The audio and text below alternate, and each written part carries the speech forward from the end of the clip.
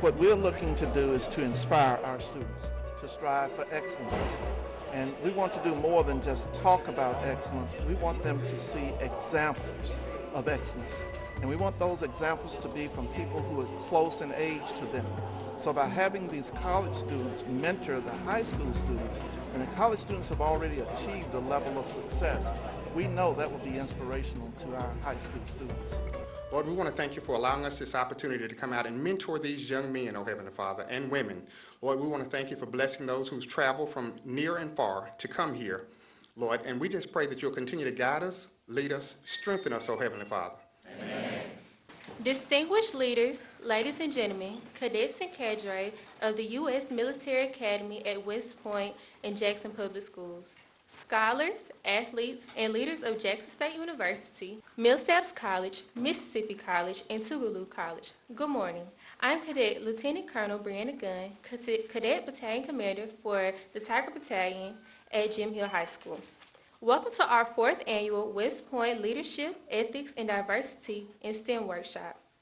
The event is a collaborative effort of the West Point Society of Mississippi, Jackson Public Schools, JROTC, Jackson State University Center for Computational Chemistry, the JSU Engineering and Military Science Departments, and the West Point Diversity, Inclusion, and Equal Opportunity Office at West Point, New York. Part of your ethics is if you see that something's wrong with one of your close friends, even if it makes you personally uncomfortable, you intervene, like you say something. The main things that they're going to be focused on is leadership and character. They're going to be talking about discipline, respect, having a strong work ethic, and the importance of physical fitness. They will also have a writing competition. We call it Write for Your Life. And we also have an event called Leader Among Leaders. They will select their peers who demonstrate the strongest leadership potential. So all of this is being orchestrated and guided by the college students and the West Point cadets who are here. Right now, we are talking about ethics, and whenever you're placed in difficult situations, you use the values and the morals that your family or your school has taught you to make wise choices in difficult situations. I'd like to introduce the special guest seated at our head table. Dr. Joseph Whitaker, Associative Provost, Jackson State University. Dr. Frederick Murray, Deputy Superintendent, Jackson Public Schools. Colonel Retired Paul Willis, Director, Army Instructor, Jackson Public Schools. Ms. Tia Larson Calcagno, PhD student at the University of Central Florida. Lieutenant Colonel Dave McConnell, the Office of Diversity, Inclusion, and Equal Opportunity, West Point, New York. Ms. Pat Locke, Seeds of Humanity, and grantor of numerous scholarships to our cadets. I'd also like to recognize several other distinguished guests in our audience. Mr. Steve Guyton, representing the offices of Senator Roger Wicker and Congressman Michael Guest. Mr. Cedric Watkins, Field Representative, Caseworker, and Academy Representative, Office of Congressman Benny G. Thompson. Mr. Michael Silk, Mr. Ashby Foote, Member, Jackson City Council, Ward 1, also President, West Point Society of Mississippi. Mr. Reggie Fullwood, West Point Society of Mississippi. Dr. Wilbur Walters, Interim Dean, College of Science, Engineering, and Technology, Jackson State University. Dr. Murray Fadavi, Interim Chair, Department of Chemistry, Physics, and Atmospheric Sciences, Jackson State University. Dr. Jerzy Luzinski, Director of Interdisciplinary Nanotoxicity Center, Jackson State University. Mr. Stanley Griffin, 6th Brigade ROTC Representative for Mississippi. You can't put your own personal feel into something. You have to do what's right no matter what. The biggest thing that we don't think about, especially like y'all age, the people that you do surround yourself with will help dictate your future. So your friends, you need to be conscious of your friend group, what y'all doing. Make sure you stay kids as long as possible, because when life hits you, it's gonna hit you hard. We want to help them in the near term because these are still students in high school. So they still have an opportunity to build upon their grade point average. They still have an opportunity to seek institutions of higher learning that they're interested in attending. So for the near term, we want them to know the importance of doing well academically. And we want them to understand that it's important to have a strong work ethic, that it's not going to happen just because they want it to happen. They have to work for it. So that's the near term. For the long term, we want to expose them to career opportunities in science, technology, engineering, and mathematics.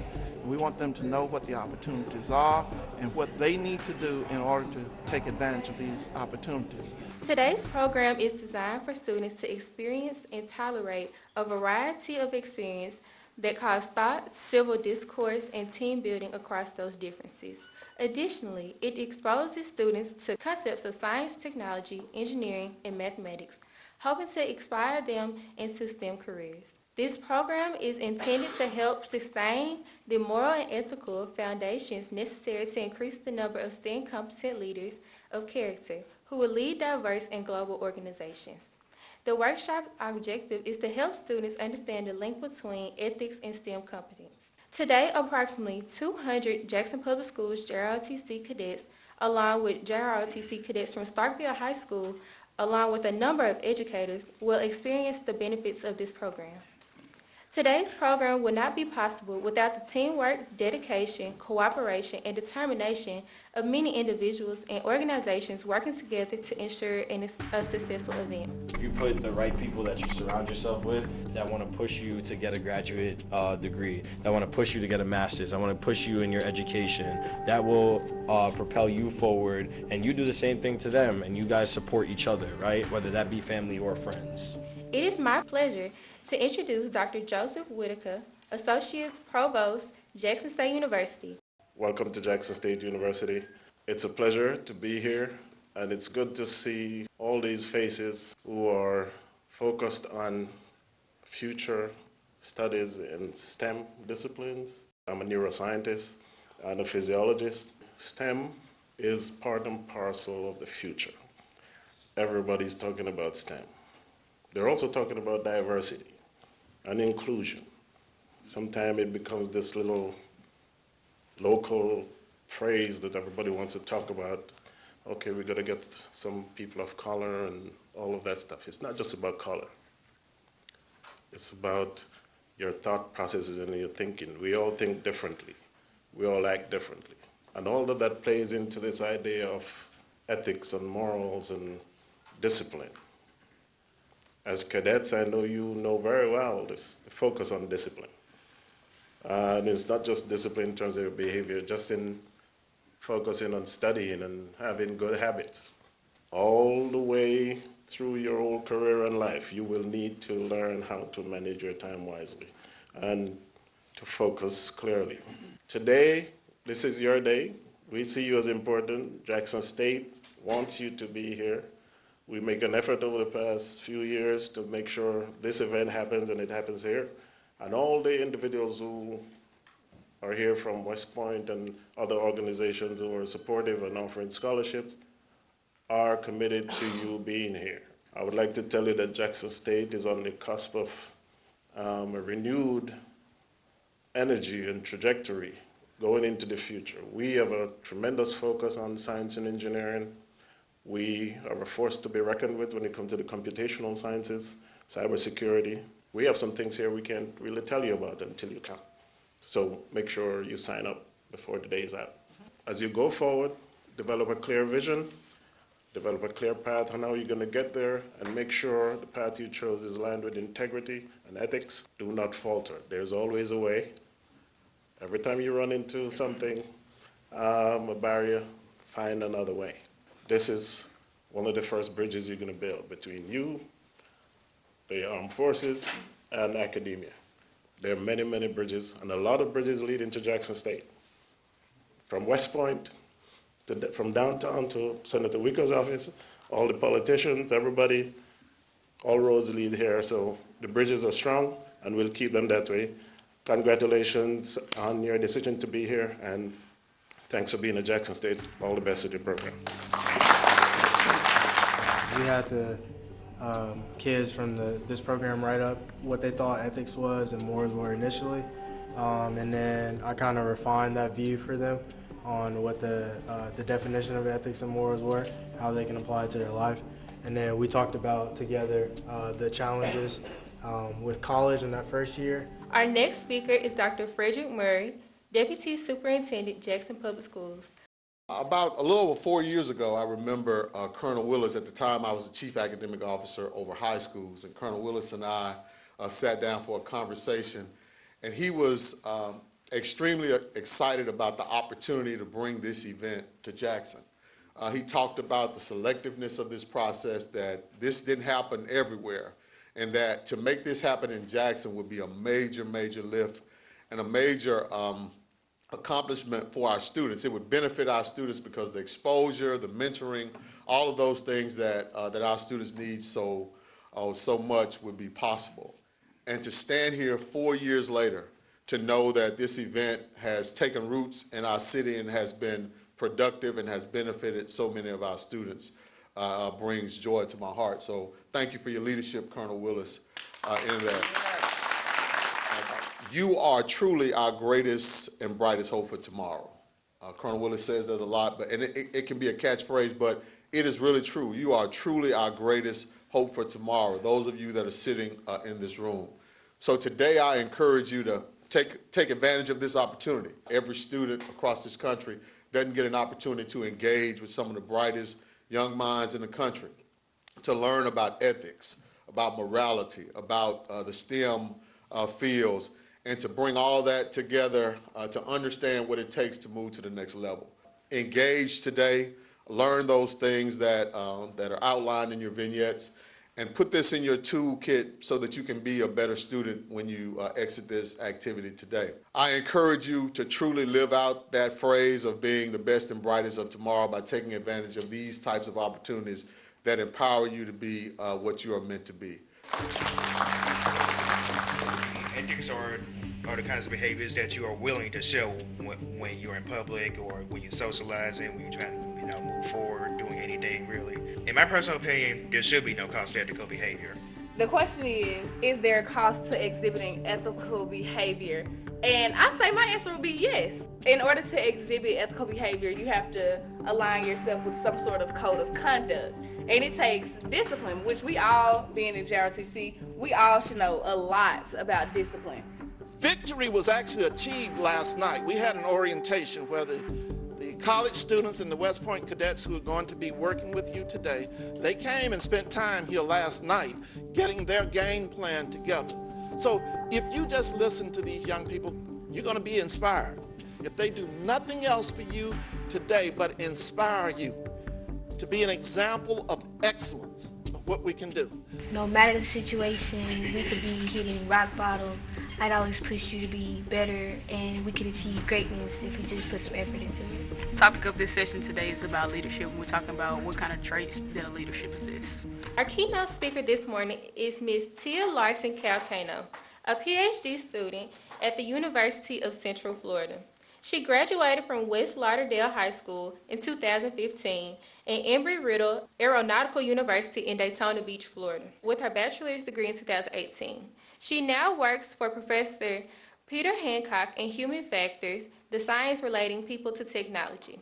Her particular research involves trust in autonomous systems with a special focus on decision-making and collaborative performance. So most major decisions we make in life are going to be a gamble. As much as we hate to admit it, things don't always work out as plans, and sometimes things just fall apart no matter how much our efforts. No matter what, find something you love. So now look, I'm not saying this as somebody who owns $1 million company coming to speak in front of you, or an established public figure like the people who spoke before me. I'm only 21 years old. I graduated high school 4 years ago, and I only graduated with my bachelor's last year. But I'm 21 years old, and I'm an entrepreneur. I have a great job, and I'm a PhD student. So how did I get here? Look, this is not what I set out to do when I graduated high school. I actually wanted to go to Naval Academy. I did all the standard things. I did all the outreach programs. I was a great athlete. I had all the grades. I got congressional nominations, and when time came around to get those letters, I got the wrong one. So I had to make a decision. What was I going to do? So I decided to go to Embry-Riddle Aeronautical University because I wanted to be a pilot, and one of the best aeronautics schools in the world looked like a good place to go. So I took my ROTC scholarship. I went down to Embry-Riddle, and so August came around. I was 17 years old at an out-of-state private school. I couldn't even go to a trampoline park without my parents faxing in a little letter. So I worked my butt off from between PT at 4:30 in the morning, study hall hours until 10, 11 p.m. at night. It was rough. So Christmas comes around, and I decided, that's this isn't what I wanted. Like, the military life just wasn't for me. I really loved research. I had actually met somebody, a Marine Corps veteran, ironically. It was the one who pulled me away from going the Marine Corps route. It's just something about studying something for decades and you still have things new to discover and learn and talk about. Next 2 years, my bachelor's, I worked a full-time job. I took 21 credits. So for any of you not familiar with college credits, 12 to 16 credit hours is a normal amount. I took almost a normal amount every single year. And I'm telling you this not because I want you to empathize with me, but I want you to understand these first few years coming out, when you build your building blocks, they are really hard years. But these building blocks are important for building who you are in the years to come. Who knew there was an actual working prototype for a flying car? So there is actually a working prototype for a flying car. You should know this because you guys are the new leaders. You guys are going into the engineering, the STEM fields. You are the ones that are going to be building the new flight systems, or new flying cars, or new underground roads like they're building in LA. Like, that's going to be you building these with the blueprints standing in front. When you think engineering, you usually think of the main branches, so like electrical, mechanical, civil. These are ones you usually see used in practice, so you'll see a friend go get an electrical engineering degree, come back, he'll use his degree. You don't usually hear things about systems, aerospace, human factors engineering. These are all very important fields and widely used, especially in aerospace companies. So if you're one of the 90% of the world that's never heard of us, systems engineering, they usually do like a requirements analysis of the systems, because most people that want to have the money to build a system don't usually know how to tell a computer scientist how to do their job. So you gotta relay the information and clarify things really well. You're like the interpreter. So aerospace engineering, that's literally rocket science, not any other easy way to put it. And human factors engineering is a branch between psychology and engineering, or as some schools call it, engineering psychology. So that's actually what I do. So for my PhD, I specialize in human automation interaction. So I fell in love with the idea that spending days, weeks, even years, figuring out what size, shape, and color your hazard button light on your car should be is a good idea. There's actually a field called hedonomics. It's literally just designing for the enjoyment of the user. And there's other sections like that make things easy to use, like user interface. They're the ones that say when you pull a push door, it's not your fault, it's the designer's fault. I'm definitely not saying that you should leave here and go take all the big decisions in your life lightly. I definitely am not for that. I believe that you should be taking them very seriously. Do your research, make a plan, and follow that plan. But these first few years out of high school are going to be the hardest, and as we make mistakes, we're going to grow together. This is a time where you determine what your moral compass is going to be, and you set a good standard. You're going to be the ones policing each other. That doesn't end here. It continues in academia, in your research, having ethical research. It's a very important point that they're pushing in academia right now, whether you go in the military, and you have to make ethical decisions in the military, or even just in the workforce. It doesn't end here, and the people to your right and to the left are the ones policing you, and you should be the ones policing them. But you do need to understand that something like this doesn't just happen overnight. It happens as a result of the dedicated effort of many people who are cheering for you. They're promoting you. And they're wishing the absolute best for you. And we could not do this without the Jackson State University. For 4 years, this has been the whole site, and it's only because of the support we get from this great institution. And within this institution, specifically, the Center for Computational Chemistry under Dr. Jerzy Lazinski. They have been wonderful for us, not only for this program, but some of you students here have participated in their summer institute, where they take 30 of our best and brightest scholars, and they put them shoulder to shoulder with students who are seeking a bachelor, a master, and PhD degree. They put them shoulder to shoulder with international researchers, and in some instances, Nobel Prize winners. That's who our students, our high school students, are working with. Not only that, but the engineering department here at Jackson State University as well. This is the engineer building, and they are so gracious to give us access. And there's an organization called the West Point Society of Mississippi. The West Point Society of Mississippi consists of graduates of the U.S. Military Academy at West Point, and we have several of them in our area. So all of the food that you enjoyed for breakfast this morning and what you will enjoy for lunch, the West Point Society of Mississippi paid for that, for you. Again, that's an investment in you. And all we want for you is for you to do your best, to develop the potential that our Creator has given you. And we know that in order for you to develop that potential, you have to be exposed to programs like this. And we want you to know that, yes, you can do it. Yes, you can be the engineer, the scientist, the military leader, or whatever you choose to do, you can do it if you're willing to work for it. In a few months, few short months, many of you will get to enjoy the wonderful program at the University of Southern Mississippi called Girls State, and the great program at the University of Mississippi called Boys State. And you will enjoy those programs because of the support provided by Mr. Steve Guyton. That's how you'll get there. And some of you are going to aspire to go to a military academy. And if you're from the state of Mississippi, whether you're in Jackson or whatever corner of Mississippi, if you're going to the military academy, you're going to go because of the effort of Mr. Steve Guyton to get you there. Now, that's just a fact, student. Seeds of Humanity. Some of you are going to walk away from here today with a nice little scholarship fund in your pocket today. It's going to be put in your hand this day. Do you know that you have sitting in the audience with you today and supporting you is the first African-American female ever in the history to graduate from West Point? Miss Pat Locke, please stand up. But thank goodness her commander saw the potential that she had, and when the window opened for females to go to West Point, her commander selected her. And now she has a foundation called Seeds of Humanity. So it's her foundation that's going to put some dollars in some of your pockets today. God's blessed me with the path to come to West Point and be able to learn, train, inspire you all about leadership and teach you about ethics, morality, and educational.